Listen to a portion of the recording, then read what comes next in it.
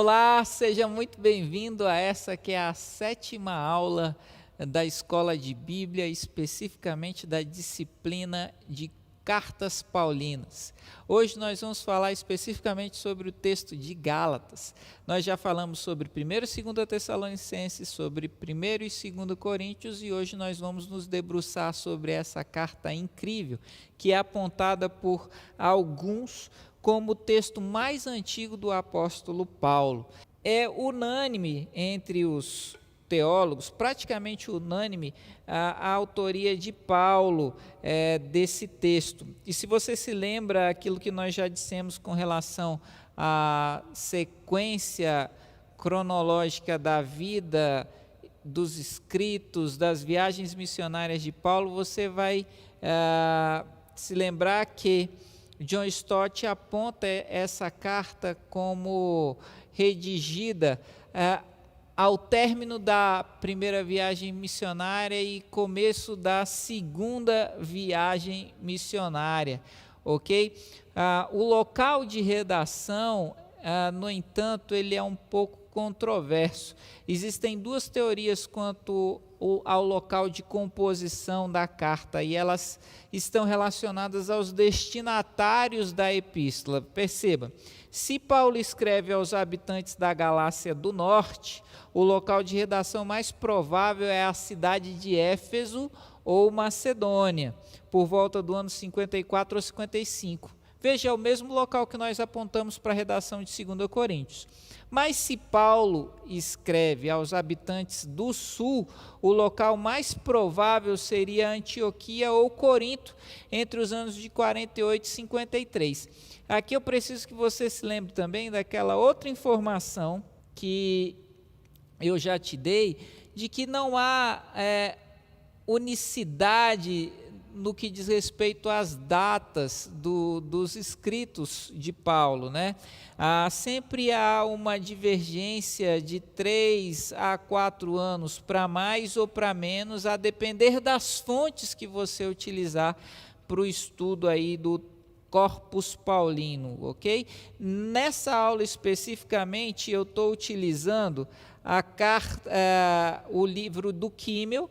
Eu até trouxe ele aqui para vocês darem uma olhada, a Introdução ao Novo Testamento, um livro bastante conhecido. E eu estou utilizando também os comentários da Bíblia de Estudo da Nova Versão Internacional, além do livro do John Stott, ok? Então essas são as minhas fontes para a aula de hoje. Esse texto de Gálatas é incrível porque Paulo aqui, ele se propõe a dirimir dúvidas, se propõe a resolver contendas na igreja da Galácia, no que diz respeito basicamente a questões da lei judaica. Há um movimento na igreja primitiva chamado de judaizantes, e a gente vai elucidar essas questões à medida que a gente caminhar pelo texto. Hoje eu quero fazer um pouquinho diferente e ao invés de ficar falando do contexto e da cidade de Gálatas, como a gente não sabe se Paulo está se referindo aos habitantes da Galácia do Norte ou aos habitantes da Galácia do Sul, eu quero focar naquilo que o texto em si apresenta e nas hipóteses que o texto levanta. A gente então vai deixar um pouco de lado, não muito, o contexto socioeconômico e político dessa região, até porque a gente não sabe apontar com precisão qual é, e a gente vai entrar mais a fundo nas questões levantadas pelo apóstolo na carta, ok? A primeira coisa que me chama a atenção nessa carta é a saudação que Paulo faz, porque a saudação que ele faz no início da carta, apesar de ser praxe nesse tipo de correspondência, nesse gênero literário epistolar, ela é absolutamente intencional, ela é absolutamente direcionada para os conflitos que a igreja estava enfrentando. Paulo fala assim, logo no capítulo 1, versículo 1, Paulo, apóstolo enviado, não da parte de homens, nem por meio de pessoa alguma. Isso aqui já me chama a atenção, porque Paulo mostra que ele está plenamente, absolutamente convicto de quem ele era e em nome de quem ele estava indo. Não era da parte de homens e nem por meio de homens. Paulo aqui vai ter que defender no decorrer dessa carta o seu apostolado, o seu evangelho. Então, antes de qualquer coisa, ele já apresenta as suas credenciais. Ele fala: eu não estou me dirigindo a vocês da parte de homens, nem por meio de homens eu estou me dirigindo a vocês por conta ou por meio de Jesus Cristo que me chamou para essa tarefa. Eu acho isso fantástico, porque se nós vivêssemos com esse nível de consciência a respeito do nosso chamado, se nós vivêssemos com esse nível de consciência a respeito do nosso propósito, a respeito do nosso destino, a forma como nós nos portaríamos também diante das questões que se nos apresentam todos os dias seria absolutamente diferente, não é? Paulo tem uma firmeza e uma tranquilidade em se apresentar como apóstolo da parte de Jesus Cristo. E ele continua dizendo assim, às igrejas da Galácia, no versículo 3, a vocês graça e paz da parte de Deus, nosso Pai e nosso Senhor Jesus Cristo.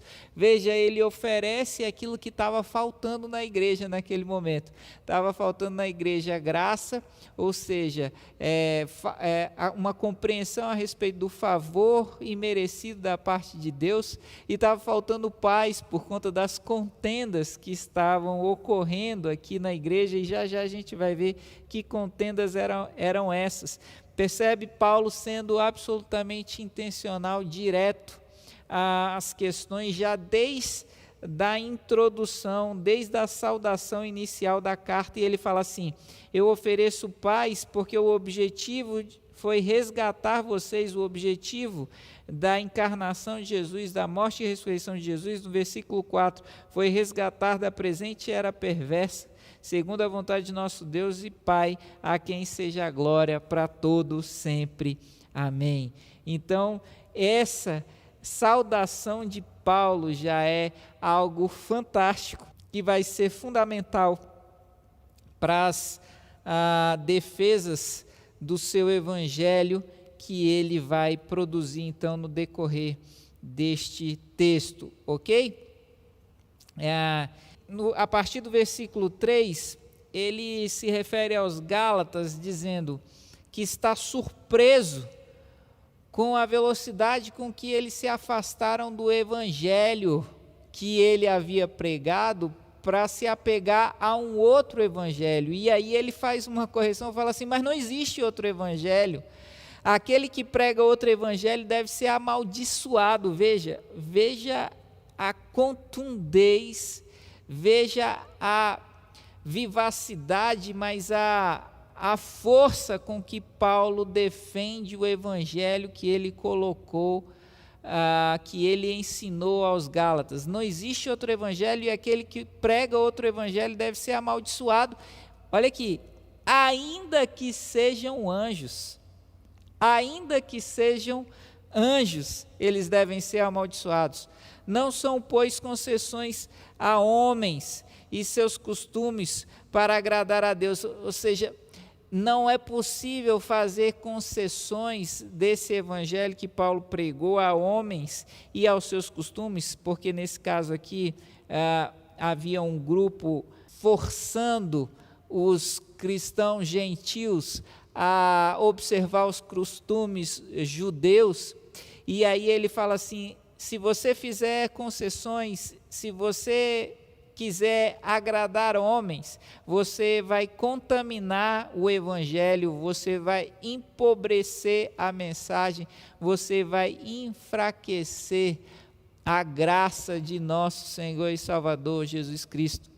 Esse enfrentamento entre Paulo e aquilo que temos chamado de judaizantes, levanta a questão a respeito da composição deste grupo, né? A gente precisa entender, então, quem era esse grupo que a gente está chamando de judaizantes? Quem era esse grupo de judeus conversos ao cristianismo que obrigava as igrejas gentias, os cristãos gentios, a observar preceitos da lei, e que Paulo combate aqui com tanta força?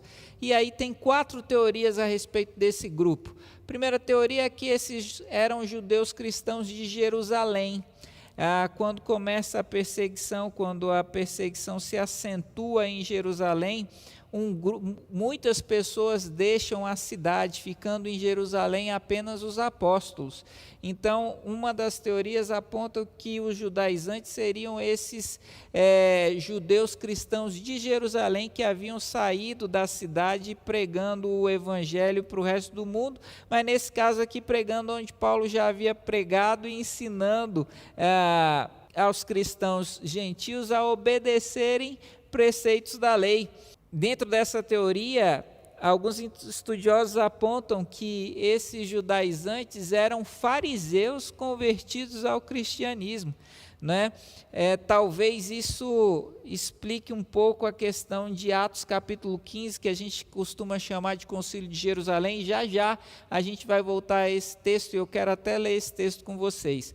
A segunda teoria é que esses judaizantes não fossem judeus, fossem gentios cristãos circuncidados. Então a ideia aqui é mais ou menos o seguinte: já que eu me circuncidei, agora eu quero que todos os outros gentios também se circuncidem, porque eu queria mostrar um sinal de libertação da lei no meu corpo. Então a circuncisão, nesse caso, pregada pelos judaizantes, mostravam um sinal de libertação da lei ao circuncidar-se para os gentios convertidos aí ao cristianismo.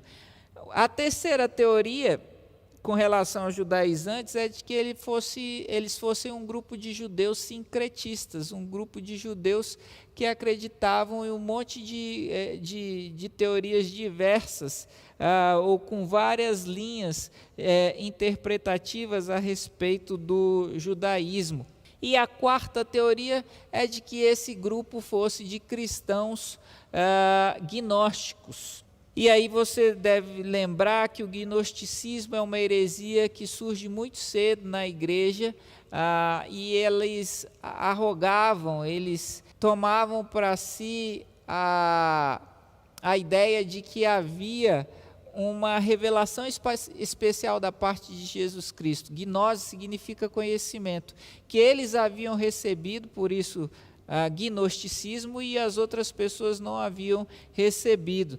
E quem é a favor dessa teoria a respeito dos judaizantes diz que quando Paulo fala sobre o culto a deuses elementares na carta aos Gálatas, ou quando ele fala a observância de dias, meses e anos especiais, ele então está se referindo ou combatendo esse grupo específico. Mas a minha opinião e a opinião de Kimmel, por exemplo, é de que, de fato, esses judaizantes fossem judeus cristãos de Jerusalém, né? Talvez do partido de Tiago, irmão de Jesus, que haviam saído por conta da perseguição em Jerusalém e se espalhado pelas cidades da época entre os cristãos e fazendo-os observar regras do judaísmo. Essa teoria é muito interessante e a gente poderia conversar mais alguma coisa sobre ela, mas a gente ia se delongar demais. Então, nós vamos ficar com a teoria dos judeus cristãos, e eu vou tentar legitimá-la à medida que a gente avançar um pouco mais aqui no texto. A partir do versículo 11, Paulo, então, começa a apresentar de forma apologética até o evangelho que ele pregava. Paulo começa a defender o evangelho que ele pregava, dizendo: olha, eu não recebi o evangelho que eu apresentei para vocês de homem nenhum. Eu recebi esse evangelho diretamente da boca do Cristo, quando ele me apareceu a caminho de Damasco. E aqui, gente, nós vamos ver um Paulo extremamente vigoroso nas afirmações, assertivo nas afirmações que ele faz, porque era necessário, porque era importante que ele fosse extremamente enérgico com os judaizantes, sob pena de comprometer o evangelho de Jesus Cristo. Lembra? De novo, eu vou voltar nesse ponto no que a gente levantou dos versículos 6 a 10. Para Paulo, concessões ao evangelho empobreciam o evangelho, enfraqueciam o evangelho, desvirtuavam o evangelho se transformava em uma outra coisa, e portanto ele não libertava, e portanto ele não salvava. Então, quando a gente vê Paulo se levantando com tanto ímpeto para combater essa heresia judaizante no meio dos Gálatas, a gente tem que ter em mente que ele está defendendo ali a pureza do evangelho. Eu confesso que por muito tempo, ao ler Gálatas, achava Paulo um tanto quanto arrogante, um tanto quanto sanguíneo demais, mas quando você entende o que estava em questão aqui, quando você entende o que estava em questão em termos de mensagem, você consegue dar todos os descontos para Paulo e até mesmo aplaudir essa defesa apaixonada e vigorosa que Paulo faz. Olha só, ele fala assim, a partir do versículo 11 e até o versículo 24 do capítulo 2, ele fala que ele recebeu o evangelho dele diretamente da boca de Jesus. Ele fala assim: vocês que são judaizantes estão achando que sabem alguma coisa porque vocês eram judeus ou porque vocês eram fariseus? Eu devo lembrar vocês que eu no farisaísmo superava em muitos da minha idade, né? Eu tinha uma conduta irrepreensível, mas eu fui escolhido no ventre da minha mãe e eu fui chamado a caminho de Damasco. E aqui também tem uma coisa interessantíssima, uma colocação de Paulo interessantíssima a respeito da eleição. Como ele se entende objeto do amor de Deus a partir do momento da revelação do Cristo no caminho de Damasco para ele, como ele entende que os propósitos de Deus estavam interligados desde sempre e que ele foi chamado desde o ventre da mãe dele, ele foi escolhido ali e foi chamado a caminho de Damasco. E aí ele diz assim: eu encontrei Pedro só 3 anos depois da minha conversão, então eu não recebi o meu evangelho da parte de homens.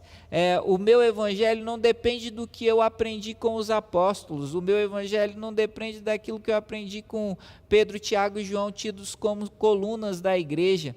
Então eu tenho autoridade, em outras palavras, o que Paulo está falando aqui eu tenho autoridade suficiente para pregar o evangelho que eu prego para vocês, porque o meu comissionamento vem diretamente da boca do Cristo. O grupo de Jerusalém suscitava frequentemente dúvidas quanto a essa autoridade, por isso o tom combativo e até um tanto arrogante de Paulo na carta. Ele precisava ser bastante assertivo em suas colocações a fim de dirimir quaisquer dúvidas que pudessem vir a comprometer a autenticidade da mensagem que pregou aos Gálatas. E aí ele fala assim: 3 anos depois eu subi para ter com Pedro, e eu só tive com Pedro, e aí depois eu subi 14 anos a Jerusalém, naquilo que a gente chama de Concílio de Jerusalém, naquilo que a gente chama de comissionamento de Paulo em Jerusalém. Abra sua Bíblia aí em Atos capítulo 15, se você está com ela, olha que interessante esse texto. Atos capítulo 15. Olha, o texto diz assim: alguns homens desceram da Judéia para Antioquia e passaram a ensinar os irmãos: se vocês não forem circuncidados, conforme o costume ensinado por Moisés, não poderão ser salvos. Percebe? Os judaizantes lá em Gálatas. Isso levou Paulo e Barnabé a uma grande contenda e discussão com eles. Assim, Paulo e Barnabé foram designados, junto com outros, para irem a Jerusalém tratar dessa questão com os apóstolos e com os presbíteros. A igreja os enviou e, ao passarem pela Fenícia e por Samaria, contaram como os gentios tinham se convertido. Essas notícias alegravam muito a todos os irmãos. Chegando a Jerusalém, foram bem recebidos pela igreja, pelos apóstolos e pelos presbíteros, a quem relataram tudo o que Deus tinha feito por meio deles. Então se levantaram alguns do partido religioso dos fariseus que haviam crido e disseram: é necessário circuncidá-los e exigir deles que obedeçam à lei de Moisés. Os apóstolos e os presbíteros se reuniram para considerar essa questão. Depois de muita discussão, Pedro levantou-se e dirigiu-se a eles: irmãos, vocês sabem que há muito tempo Deus me escolheu dentre vocês para que os gentios ouvissem de meus lábios a mensagem do Evangelho e crescem. Deus, que conhece os corações, demonstrou que os aceita, dando-lhes o Espírito Santo, como antes tinha concedido. Ele não fez distinção alguma entre nós e eles, visto que purificou os seus corações pela fé. E aqui então Pedro se levanta na defesa de Paulo, da defesa do ministério de Paulo, e mais na frente no texto, no versículo 3, você vê Tiago, irmão de Jesus, também se levantando na defesa de Paulo. Ele fala assim: quando terminaram de falar, Tiago tomou a palavra e disse: irmãos, ouçam-me. Simão nos expôs como Deus no princípio voltou-se para os gentios a fim de reunir dentre as nações um povo para seu nome. Concordam com isso as palavras dos profetas, e aí ele cita aqui um trecho dos profetas, e aí ele vem aqui, portanto, a partir do versículo 19, portanto julgo que não devemos pôr dificuldades aos gentios que estão se convertendo a Deus, ao contrário, devemos escrever a eles, dizendo-lhes que se abstenham da comida contaminada aos ídolos, da imoralidade sexual e da carne de animais estrangulados e do sangue, pois desde os tempos antigos Moisés é pregado em todas as cidades, sendo lido nas sinagogas. Percebe então, Paulo menciona na carta aos Gálatas esse episódio aqui de Atos 15, quando ele, junto com Barnabé e Tito, sobem até Jerusalém para falar o que estava acontecendo, e ele diz que os irmãos tidos como coluna da igreja não fizeram qualquer tipo de objeção à mensagem que eles estavam pregando. Então, por que agora esses judaizantes advindos de Jerusalém estavam colocando objeções, estavam colocando entraves, normas a que os cristãos, os gentios, aqueles conversos ao cristianismo tivessem que obedecer à lei? Veja, então Paulo se levanta e bate de frente com eles. E aí Paulo fala assim: olha, da mesma forma que o ministério entre os judeus foi dado a Pedro, a mim foi dado o ministério entre os gentios. Veja que Paulo se compara, Paulo se coloca em pé de igualdade com Pedro, falando: olha, da mesma forma que ele é apóstolo para os judeus, eu sou apóstolo para os gentios. No versículo 9 do capítulo 2, o seu tom combativo ainda sobe um pouco mais, porque ele fala que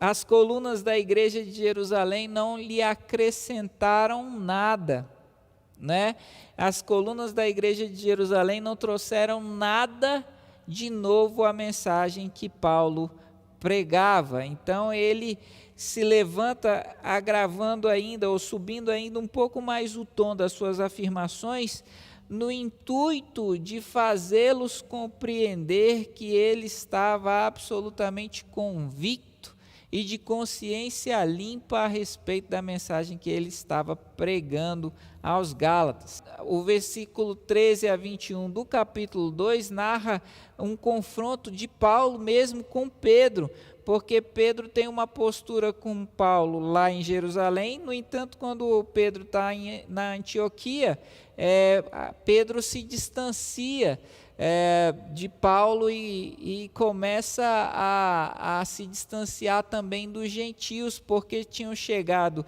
os cristãos de Jerusalém, tinha os judaizantes ali presentes, e Pedro fica numa saia justa querendo agradar os gentios e querendo agradar os judaizantes, querendo agradar os cristãos de origem gentia e os cristãos de origem judaica. E aí Paulo diz que enfrenta Pedro face a face, falando que aquilo que ele estava fazendo não era certo, porque ele tinha mudado de postura. E esse Paulo sanguíneo, de novo, é necessário. Esse Paulo sanguíneo, de novo, é importante, porque ele não podia deixar que a mensagem se desvirtuasse. Ele não podia deixar que as pessoas pensassem que havia um outro tipo de mensagem. Provavelmente, quando os judaizantes chegam e está todo mundo reunido em Jerusalém, em Antioquia, Pedro deixa a mesa dos cristãos gentios e vai para a mesa dos cristãos judaizantes, e aí Paulo levanta e vai lá combater, porque na celebração da mesa, que era a celebração da ceia, como a gente viu lá em 1 Coríntios, todos esses preconceitos étnicos, todos esses preconceitos de gênero, todos esses preconceitos deveriam ser jogados por terra. E aí Paulo acha que aquela situação ela é uma situação limítrofe, ou ele tinha um embate definitivo com Pedro face a face na frente de todo mundo, para que ficasse claro, exposto o fato de que essas imposições judaizantes não faziam o menor sentido, ou a pureza da mensagem estaria comprometida. E aí, logo em seguida, ele menciona o fato de que nem Tito fora obrigado a circuncidar-se por ocasião daquela visita em Jerusalém, sendo Tito um cristão gentil. Quando ele está em Jerusalém, ele não é obrigado a circuncidar. Então, por que essas questões estão sendo colocadas agora, fora de Jerusalém, num contexto gentílico? Percebe? A mudança de comportamento precisava ser combatida. E aí ele volta aqui, e eu queria fazer isso com vocês, para trabalhar a questão da justificação pela fé e não pela lei, porque ele fala, olha, esse argumento de vocês, essa colocação de vocês, ela é completamente furada. Nós não somos salvos, nós não recebemos graça baseado em atos meritórios, baseados em atos de observância, de prática à lei. Nós somos justificados pela fé, não é? Nós somos justificados pela graça, pelo favor imerecido. A lei, ele coloca no capítulo 3, versículo 24, a lei foi um tutor até que Cristo foi revelado. Assim a lei foi o nosso tutor até Cristo, para que fôssemos justificados pela fé. Quer dizer, enquanto não tinha Cristo, a lei tutelava a conduta. A partir do momento que Cristo vem, a necessidade da lei cai por terra.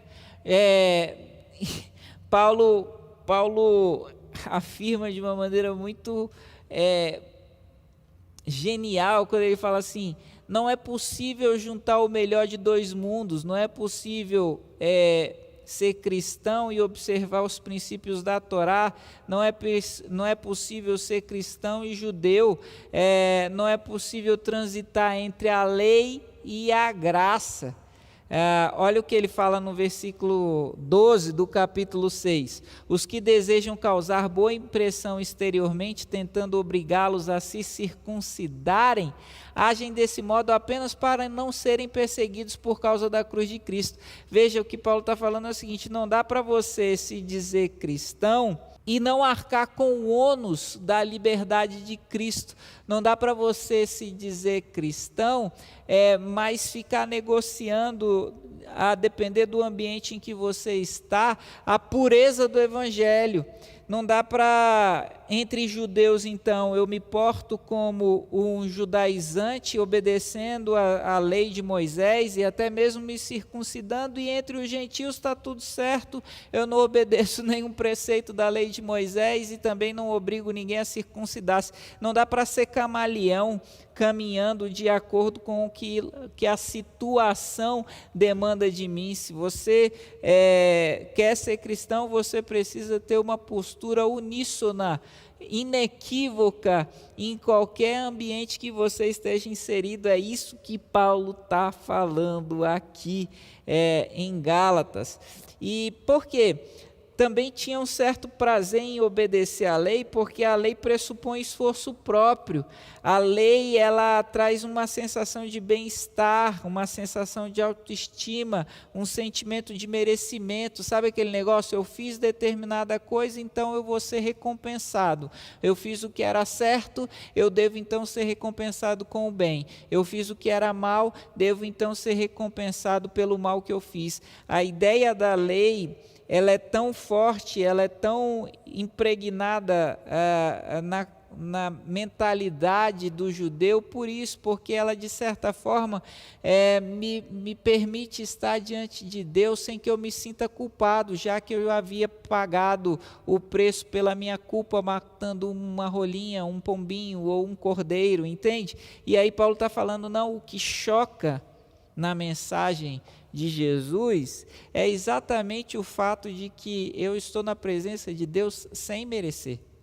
Não tem nada que eu possa fazer para merecer estar na presença desse Deus que é completamente santo. Diante dele eu não sou santo, eu não sou bom, eu não sou merecedor, é graça.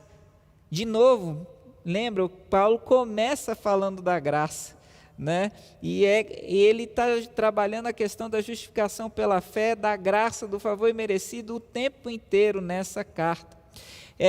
A lei conduz a dois extremos, né? Um é o legalismo, quando eu me disponho a observar os preceitos da lei, eu tendo a restringir a área de atuação de Deus, ou aquilo que eu posso ou não fazer, e aquilo que os outros podem ou não fazer, de acordo com os meus parâmetros, de acordo com a lei. Mas um outro extremo da lei também é a libertinagem, porque se não existe lei, ou melhor, da falta de lei, se não existe lei, então eu posso fazer qualquer coisa, porque não há quem me condene, não há quem aponte o meu pecado, não há quem aponte a minha falha.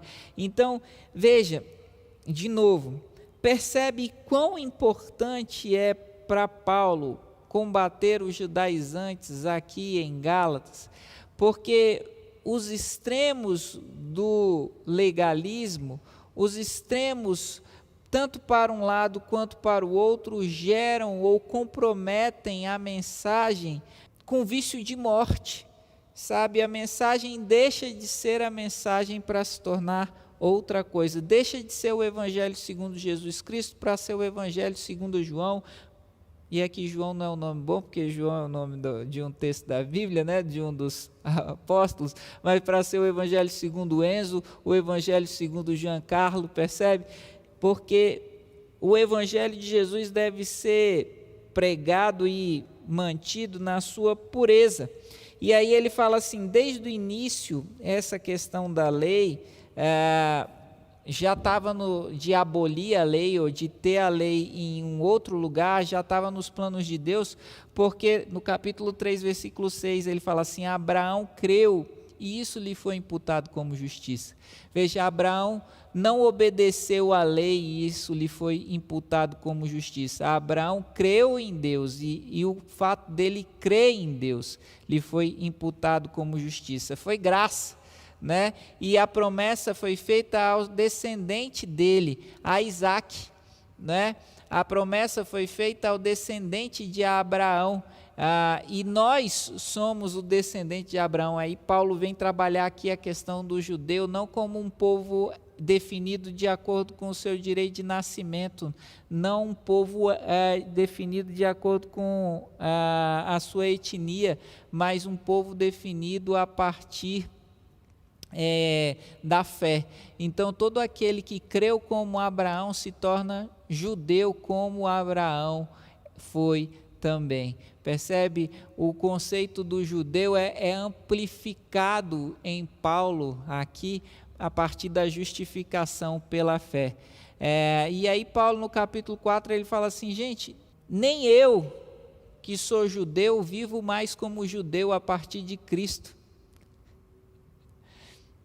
Nem eu que era fariseu de fariseu, a partir de Cristo vivo mais como judeu. Por que vocês gentios querem viver como judeu? Não faz o menor sentido. Querer viver como judeu é negar o evangelho de Jesus. Vocês ficam querendo observar ocasiões especiais, dias especiais, meses especiais, anos.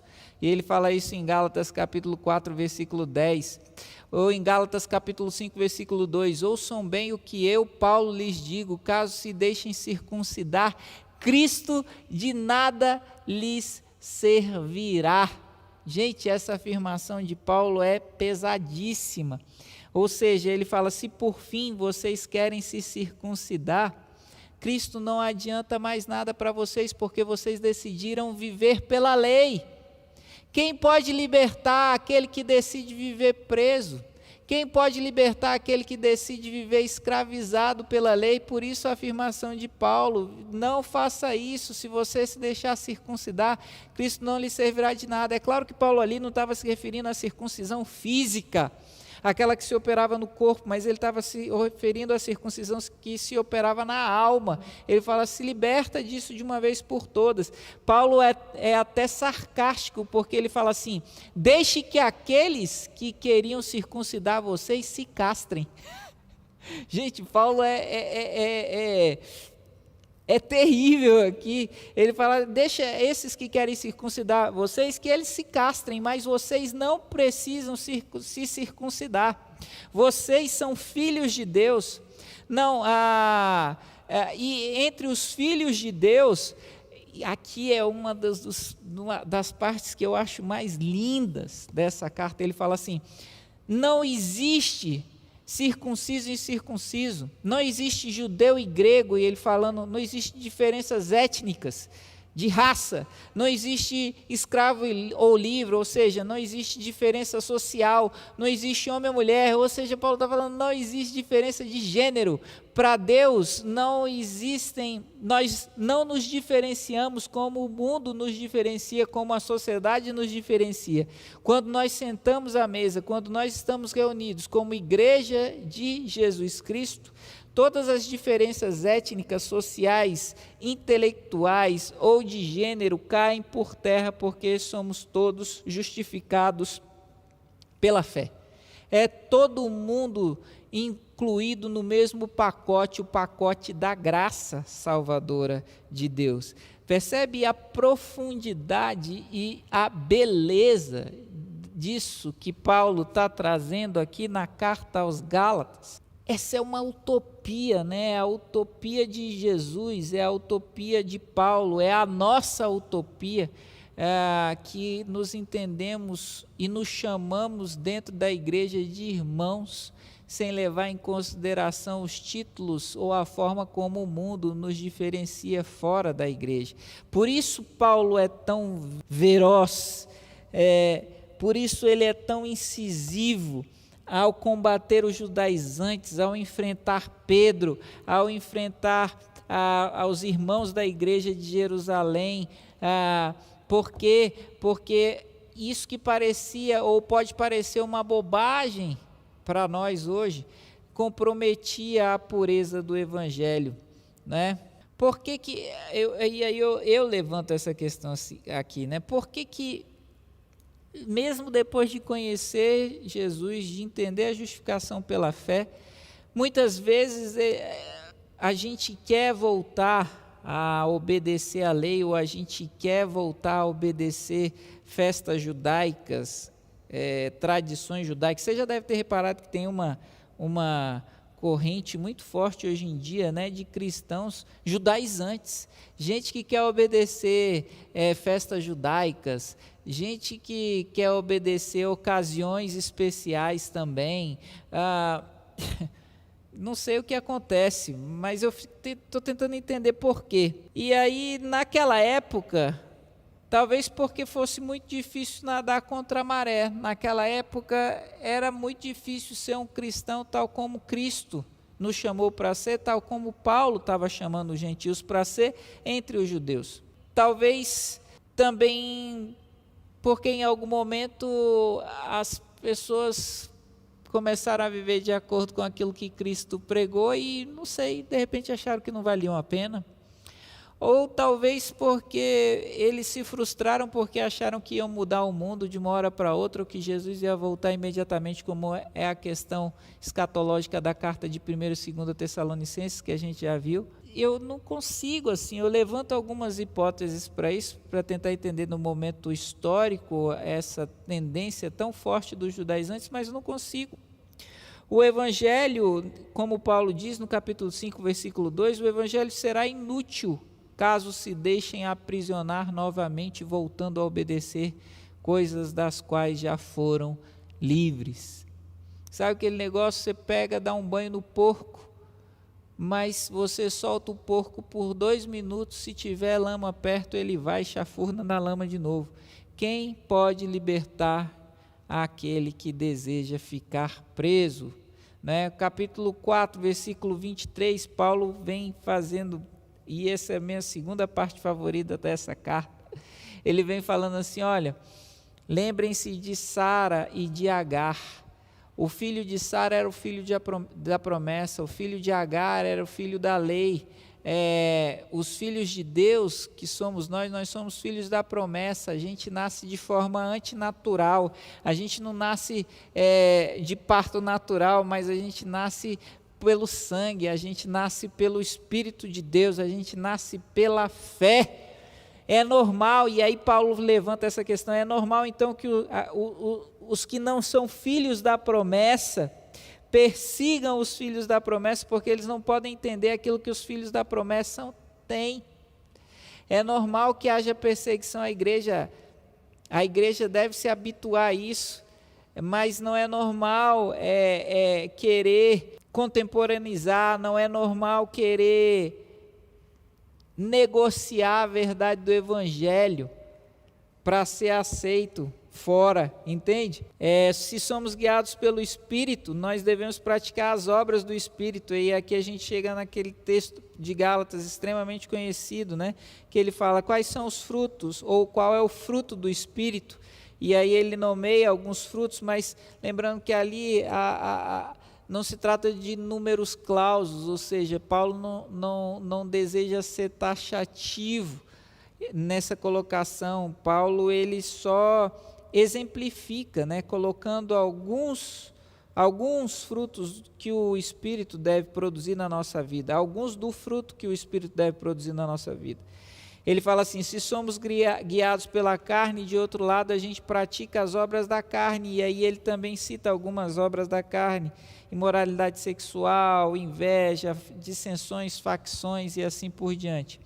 Ele fala assim, mas a consequência de viver debaixo da lei é condenação, e a consequência de viver debaixo do Espírito é liberdade, e era justamente essa liberdade com a qual os cristãos não estavam dando conta de lidar.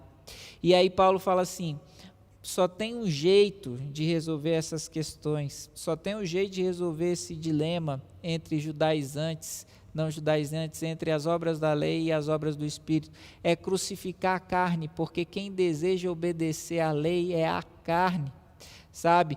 Ele fala, a lei do Espírito ela foi gravada no nosso coração, mas a gente fica querendo obedecer à lei dos homens por todos aqueles motivos que eu já coloquei para vocês, porque eu me sinto merecedor, porque eu acho que eu tenho algum mérito, mas quando eu obedeço isso, eu afloro ainda mais a carne, eu afloro ainda mais a questão do pecado na minha vida, e consequentemente eu morro. E ele fala assim no versículo 24, a saída para isso é a crucificação da carne. A carne deve ser morta, deve ser extirpada.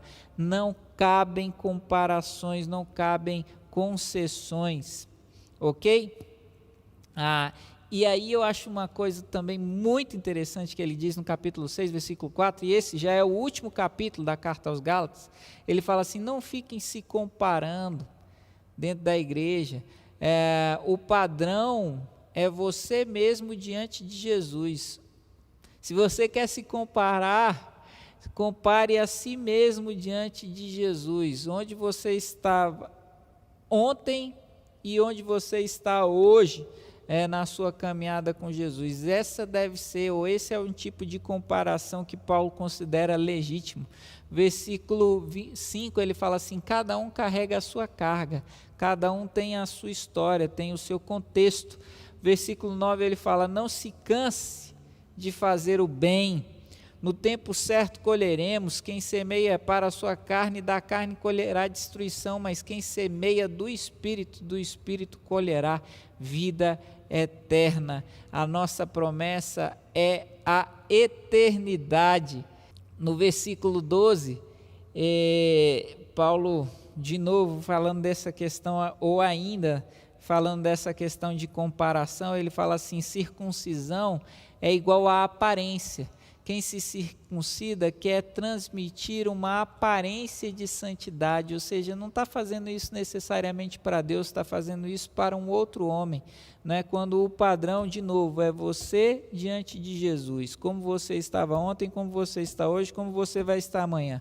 E aí ele é enfático, ele volta, retoma um pensamento dele novamente. Paulo, as cartas de Paulo, vocês vão ver que elas são muito assim, ele fica indo e voltando ao mesmo pensamento, cada vez trazendo elementos novos, cada vez trazendo coisas que agregam, que dão mais sentido, que fazem crescer em significado a ideia que ele está colocando desde a saudação, né? Ele fala assim: então, não crucifica só a carne não, crucifica o mundo e crucifica também a si mesmo. Ele fala lá no versículo 14, ele fala: eu me crucifiquei, o mundo está crucificado, a carne deve ser crucificada. E aí ele vai caminhando para a conclusão e ele fala assim: agora eu saúdo vocês com a misericórdia e com a paz. Veja, no início era a graça e a paz, aqui ele inclui a misericórdia, porque ele fala, depois de tudo aquilo que eu falei, que Deus tenha misericórdia de nós, que Deus tenha misericórdia desses nossos esforços, né? E nos dê paz. Ele fala assim: no mais, eu não quero ter que ficar dando explicações a respeito da mensagem que eu prego, porque eu carrego no meu corpo as marcas de Cristo, e essa é mais uma afirmação belíssima dessa carta, né? Na época, só escravos e animais eram marcados, porque marca significava propriedade, marca significava pertencimento. Então Paulo fala assim: eu tenho as marcas de Jesus, ou seja, eu tenho as estigmas, eu tenho aquilo que mostra que eu sou propriedade de Jesus. Tem gente que fala que essas marcas seriam os flagelos que ele sofreu, né, como as prisões, os apedrejamentos, os açoites, mas eu entendo que Paulo aqui está falando mais que isso. Eu tenho as marcas de Jesus na minha vida, na minha mensagem, no meu corpo físico, mas também na minha forma de proceder. Então não me importuna, não me importuna com esse negócio de Deus ser apóstolo, Deus não ser apóstolo, Deus ser mais ou menos importante do que fulano de cicrano ou beltrano. Eu trago no meu corpo a marca ou as marcas de Jesus. E aí ele conclui no versículo de novo, ele pega a forma como ele saúda para introduzir, a forma como ele fecha o texto falando, graça, mas agora ele fala assim: a graça ao Espírito de vocês, que Deus conceda graça ao Espírito de vocês, quer dizer, favor imerecido, entendimento ao Espírito de vocês. Foi o favor de Deus que nos escolheu e que nos chamou em Cristo. É assim que Paulo conclui essa carta belíssima aos Gálatas. Espero que você tenha gostado e te aguardo no nosso próximo encontro. Que Deus te abençoe e até lá.